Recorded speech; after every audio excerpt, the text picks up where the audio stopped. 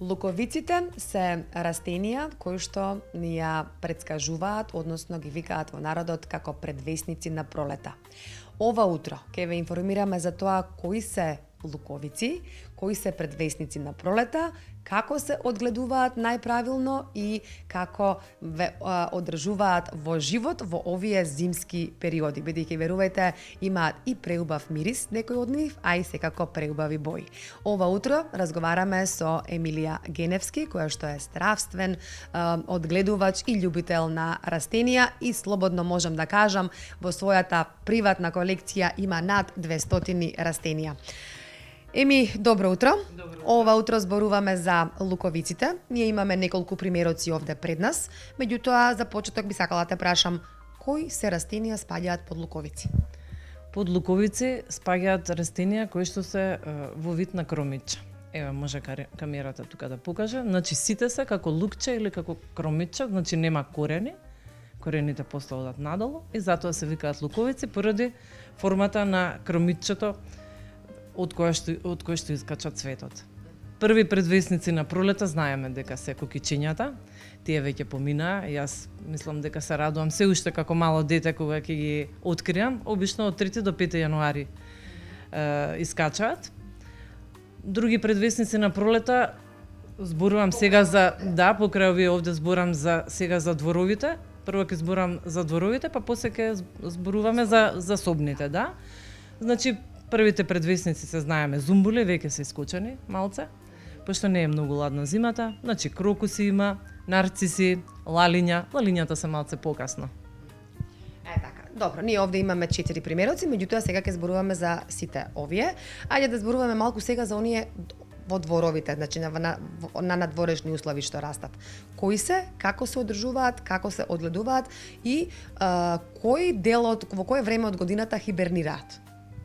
Значи, првите предвесници на пролета се садат во дворовите и тие траат со години, додека не се откорнат. Многу се лесни за одгледување, не се скапи, ефтини се продаваат луковици по 10-15 во една кесичка, ќе си посадите во дворот и ќе си имате секоја пролет цвеќиња. Сите овие што ги набројав, лале, зумбул, крокус, нарцис, сите тие може да се насадат и во домашни услови и во двор.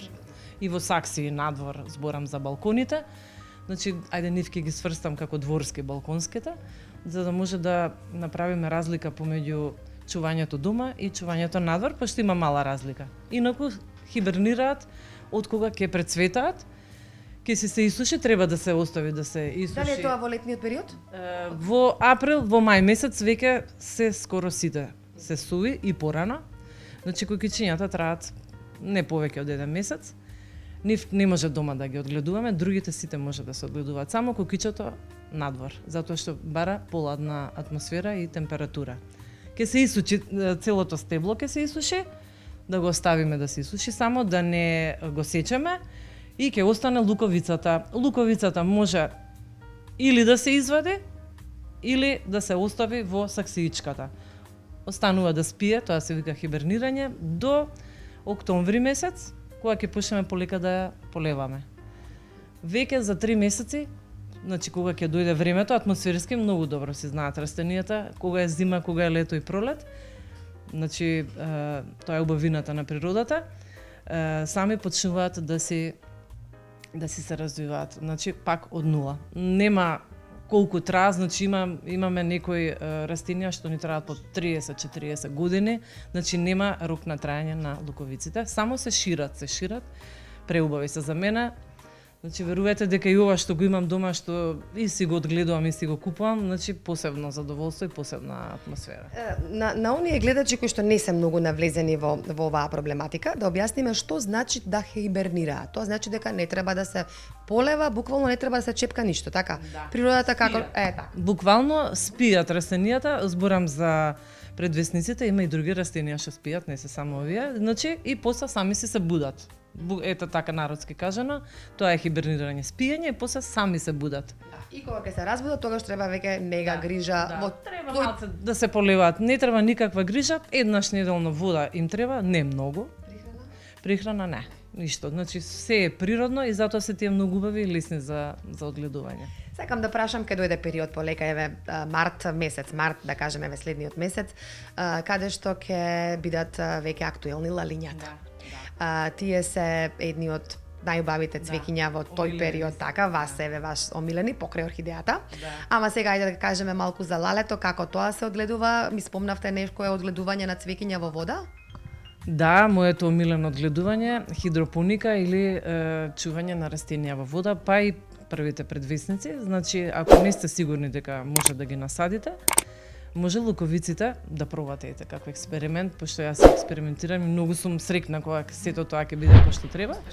Да, успешно се ставаат камчиња, се става вода и буквално само долниот дел на луковицата да биде доволна. За 3 недели полека ќе искачаат лалињата и тоа е чудо, мислам, преубаво нешто е. Треба да пробаат гледачите. Јас имам и слики, ќе видите, ќе ви пуштам. Тоа се случува со сите луковици. Значи сите може да се стават камчиња, вода и само малку доле, буквално коренот одоздола што ќе почне да пушта, да биде во вода. Доволно е толку. Го споменавте и нарцисот. И тој каде и да е некаде март, април исто така излегува, така. Тој исто спаѓа во луковиците и кај нас е доста застапен и популарен, така исто како и лалето. Да. Исто и нарцисот, сите тие што се со кромичиња, со лукчиња, тоа се сите луковици. Можете вие да си направите експеримент, да се земете од некој двор да ви дадат и да си го ставите во чаша буквално. Значи тоа е цела индустрија во хортикултурата, се прават чуда со луковиците, преубава нешто. Мислам, препорачувам да видите која е енергијата од првите весници на пролета, да. Убава завршница на разговорот, ги се викаат луковици, само да резимираме, бидејќи личат на лукче или на кромиче, ама имаат преубава боја, како еве ови овде. Ова беше крокус, бел, така беше. Бел крокус, тоа е портокалов крокус. Ова е мичкино шипа и ова е зумбул, сите го знаат, да, и преубава веќе мириса. Да, ние можеме да го почувствуваме мирисот, а гледачите, оние кои што си чуваат дома, сигурно ќе можат. Еми, благодарам многу за овие корисни совети и до скоро видување. Молам.